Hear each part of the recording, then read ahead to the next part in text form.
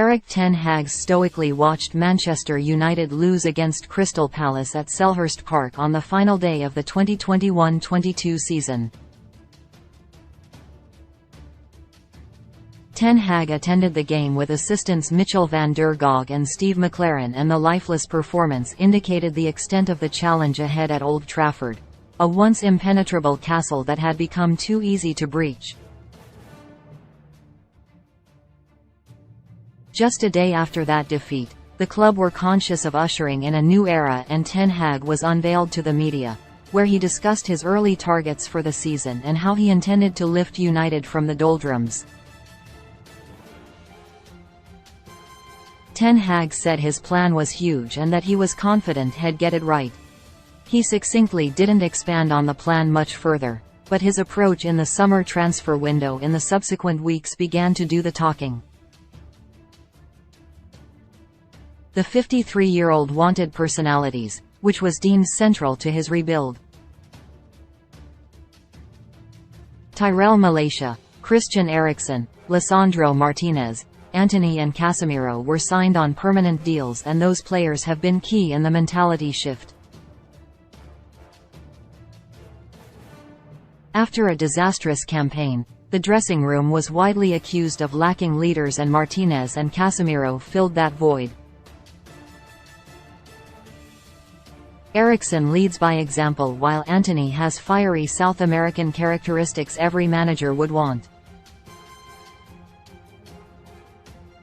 Ten Hag's desire to sign characters has been reflected on the pitch. The team has shown personality and supporters have responded, with the connection between the club and fans having been rebuilt on the back of it being shattered. There have certainly been bumps in the road along the way this season, with unexplainable away performances against Manchester City, Liverpool and Sevilla, but the players, to their credit, managed to bounce back on each occasion.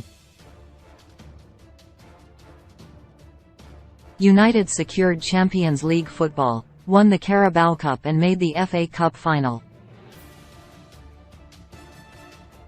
The results at Old Trafford have been excellent this term, with 48 points won at home.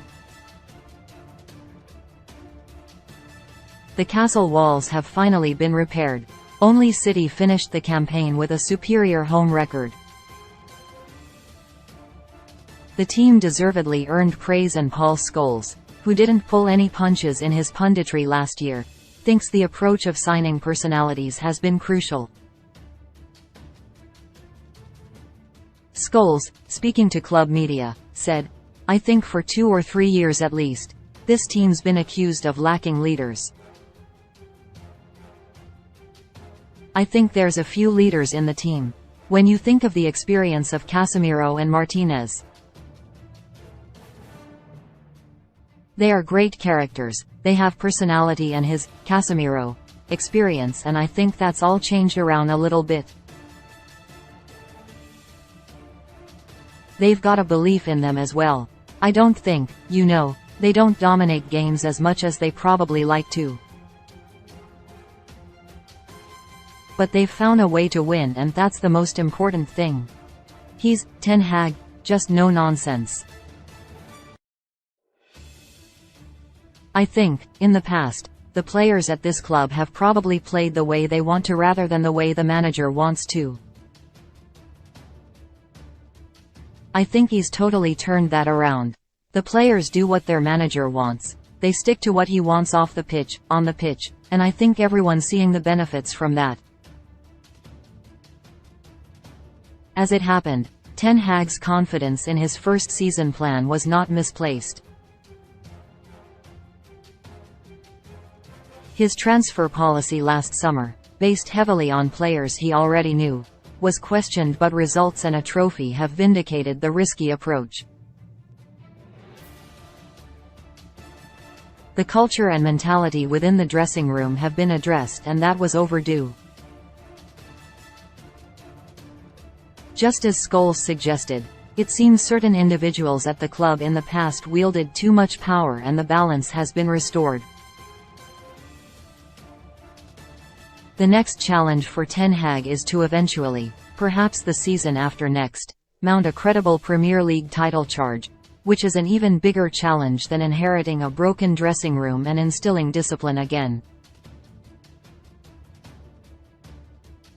United need a few more quality additions, a striker, a younger midfielder and a goalkeeper, but firstly, those new signings will need to have the necessary character to play for Manchester United, which wasn't a priority in the past.